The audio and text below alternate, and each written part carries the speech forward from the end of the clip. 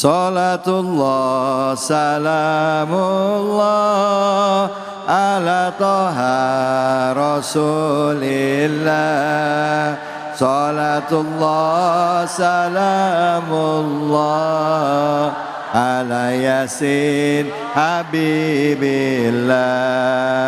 Tawassalna bismillah wa bil hadi rasulillah wa kulli mujahidin lillah bi ahlil badri ya Allah. Sallu ala Nabi Muhammad.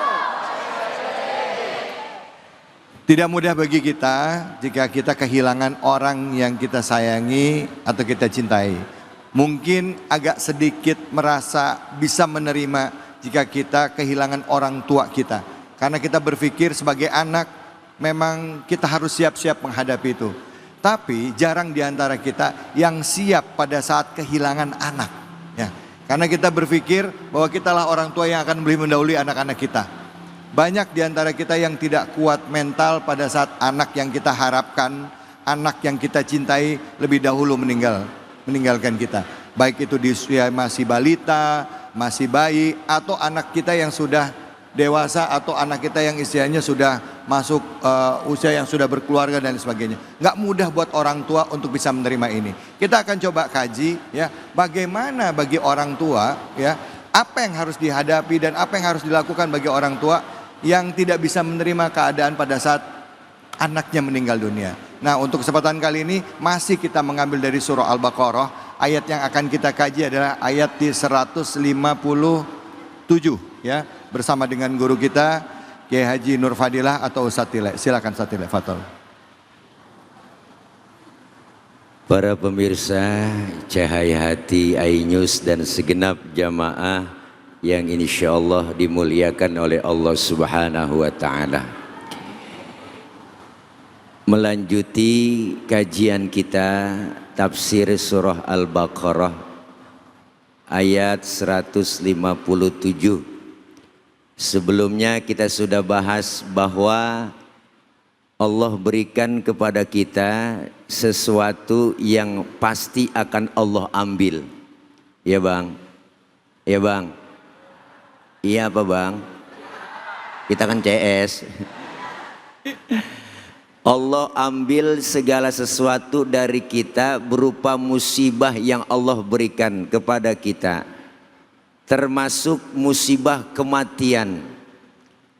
Maka ketika Allah sudah menentukan ajal seseorang, yang namanya mati itu nggak kenal muda, nggak kenal tua.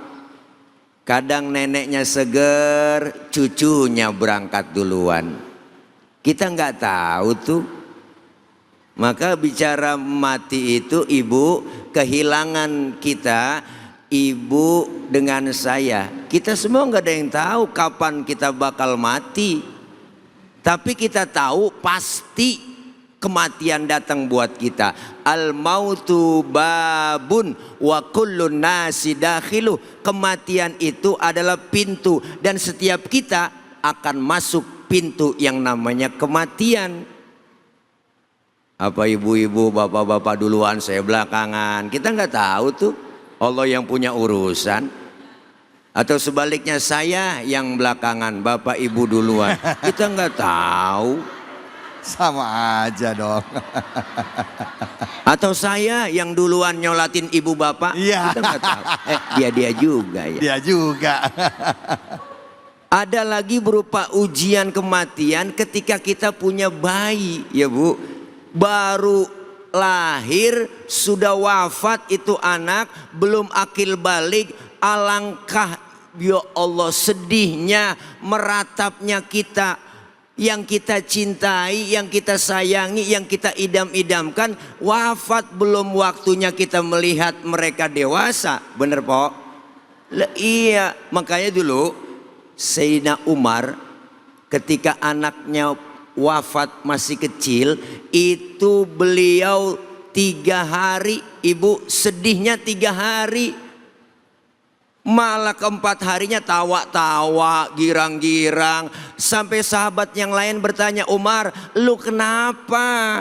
Kok anak meninggal, anak wafat, anak mati, lu pakai tawa-tawa? Apa? Kata Sayyidina Umar, tuman, biasa kalau setan diturutin.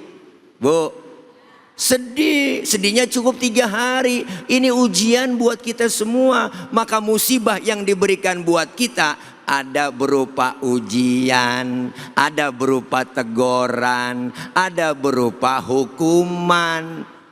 Kok ada 3 Pak Ustadz? Ujian diberikan kepada orang-orang yang beriman. Rajin ngaji, sholatnya rajin, ibadahnya rajin. Dikasih musibah, itu namanya ujian. Diuji supaya naik kelas, keimanannya meningkat. Ada lagi yang namanya teguran. Apa itu teguran? Teguran itu biasanya diberikan kepada orang yang 50-50. 50 maksiat, 50 lagi ibadah. Ngajinya rajin, ngomongin orangnya getol. Ya po? Ya po? Ya. Sedekahnya rajin, korupsinya juga getol. Ya kan, ya kan? Ini 50-50. Yang model begini dikasih musibah namanya teguran. Ditegor, jangan begitu apa po? Jangan begitu apa bang? Tegor supaya berubah. Dan yang ketiga adalah hukuman. Orang yang dikasih hukuman, musibah diberikan kepadanya hukuman. Bagaimana? Ngaji nggak pernah, sembahyang nggak pernah mau, sama orang gedeg aja gedeg ya po. Sama orang hatinya beruit aja beruit. Ya Allah, degig, ngerti degig? Itu bahasa Mandarin. Senang lihat orang susah, susah ngelihat orang senang. Ya bu, ya bu. Orang senang dia susah sendiri. Gue liatin dia, bu, belagu banget ya Allah. Udah lakinya nggak kerja, amit-amit dah buseng. Dia duta banyak banget ya Allah po. Yang model begini ibadah nggak pernah jauh dari ulama, dapat musibah namanya hukuman, ditegur, dihukum kita dengan apa? Itu namanya persekot, panjer, DP. Maka orang yang diberikan musibah oleh Allah apa? Ulaika alaihim sholawatu mir rabbihim wa rahmah wa ulaika humul muhtadun. Inilah orang-orang yang senantiasa mendapat ridho dari Allah, mendapat lindungan dari Allah, dan tergolong orang-orang yang merugi. Artinya sabar dan ikhlas menerima apa yang telah diberikan buat kita. Enggak selamanya orang enak terus bu. Enggak selamanya kita enak selalu, tapi ada ujian buat kita. Kehilangan buat kita merupakan sunnatullah. Jangan pernah kecil hati. Punya anak kecil, baru lahir bocah meninggal. Kan ada yang bilang, Ustadz, emang kalau kita punya anak kecil meninggal waktu belum balik, apakah itu dia akan menolong kita nanti di akhirat? Ya bu, ya bu. Jawabannya ada di pertanyaan. Ntar kalau mau nanya. Bu, butuh jawaban? Ntar kita mau nanya. Iya. Baik, terima kasih banyak Ustadz. Iya.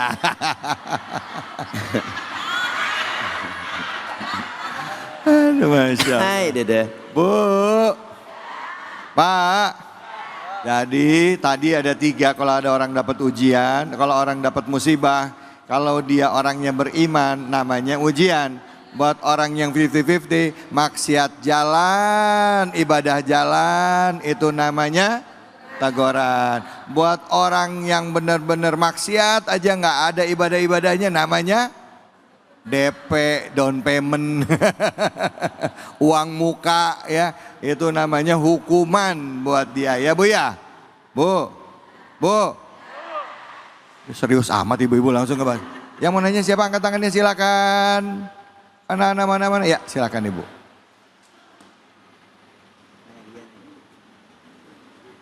Bismillahirrahmanirrahim. Assalamualaikum warahmatullahi wabarakatuh. Waalaikumsalam warahmatullahi wabarakatuh. Perkenalkan, nama saya Rizkia Ananda Putri.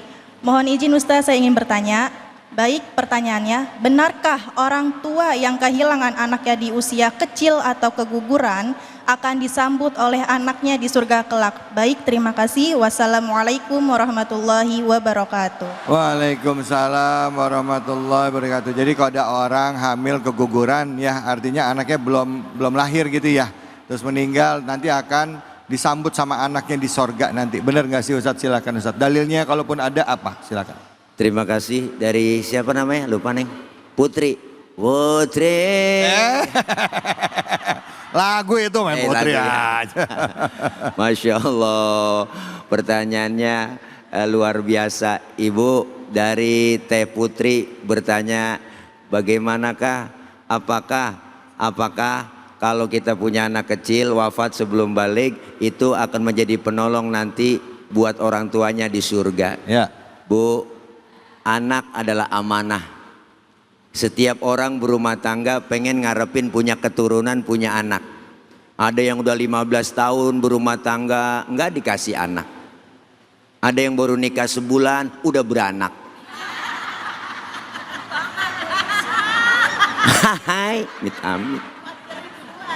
Ya Bu. Tapi Allah kasih karunia, ditunggu lama 15 tahun Allah kasih juga. Lahir tuh anak, baru lahir dapat sehari udah meninggal dunia. Maka beruntunglah orang-orang yang punya anak, punya keturunan, meninggal diambil oleh Allah saat sebelum balik. Kenapa? Nanti diriwayatkan oleh Al-Imam Abu Hurairah menyatakan dalam hadisnya Rasulullah SAW, beliau meriwayatkan nanti ketika ada orang tua yang punya anak meninggal dunia sebelum balik, anak itu akan menyambutnya, memegang tangan kedua orang tuanya untuk mengajak masuk ke dalam surga. Alhamdulillah. Maka jangan sia-siakan anak. Anak bisa membawa orang tuanya masuk ke dalam surga, dan anak bisa membawa kedua orang tuanya masuk ke dalam neraka. Bagaimana kita sia-siakan mereka? Bu, terutama ibu lebih dekat sama anak. Yang lebih sayang sama anak emak. Bapak-bapak kurang telaten. Bapak-bapak kurang apa sih namanya, telaten itu kurang rapi dia urusannya, ya kan. Iya, tapi emak lebih dekat sama anak. Satu orang emak bisa ngerawat 10 orang anak. Tapi 10 orang anak belum tentu bisa ngerawat satu orang emak. Bu, ibu lebih dekat dengan anak, mana buktinya? Mana buktinya? Yang selalu cinta kepada anak adalah emak. Makanya kita kalau lagi sakit meriang itu Bu, kita meriang nih sakit ya Allah, lagi meriang, enak banget ngerintih aja, ngerintih nyebut emak enak banget sambil kekurup, emak. Bener Bu, udah obat buat kita. Maka anak yang sudah meninggal dunia sebelum akil balik, orang tuanya jangan kecil hati, jangan pesimis. Berat ujiannya, berat ditinggal anak, apalagi yang kita tunggu-tunggu. Tetapi Allah yang punya urusan, Allah yang paham dan tahu bagaimana kita bikin tabungan di akhirat. Anak kita yang bayi, yang baru lahir meninggal, belum akil balik, akan mengajak kedua orang tuanya membawa masuk ke dalam surga. Begitu kira-kira Teh Putri. Baik, alhamdulillah. Terima kasih banyak. Iya, aduh. Teh Putri udah kejawab ya. Kenapa sih ketawa-ketawa aja nih Teh Putri? Ngelihat ketampanan aku barang. Masya Allah. Oke. Memang kehilangan anak itu nggak mudah ya, tapi seperti disampaikan bahwa kalau kita ridho menerima itu, dan pada saat anak kita hilang ya, anak kita kembali lagi diambil oleh Sang Maha Pencipta Allah Subhanahu wa taala, lalu kita memuji Allah persis seperti kita ngelihat di Gaza, di Palestina, itu banyak ibu-ibu atau orang tua yang menggendong anaknya bukan marah-marah tapi bilangnya subhanallah, subhanallah, subhanallah, Allahu akbar, inna lillahi wa inna ilaihi rajiun. Kata Allah di dalam salah satu hadits qudsi, ya, seandainya dia mengucapkan itu kepada malaikat, dia mengatakan apa yang dikatakan? Dia memujimu ya Allah dan mengucapkan kalimat istirja inna lillahi wa inna ilaihi rajiun, maka kata Allah, siapkan kepada dia sebuah rumah yang namanya Baitul Hamd. Betul ya, ya. Disiapkan Baitul Hamd, rumah, ya, yaitu rumah pujian Baitul Hamdi, ya, di dalam surganya Allah yang nanti akan menanti kita semuanya. Insya Allah. Jangan kemana-mana, kita akan lanjut lagi. Kita masih akan buka sesi tanya jawab hanya di sini di Cahaya Hati Indonesia. Ya, ya.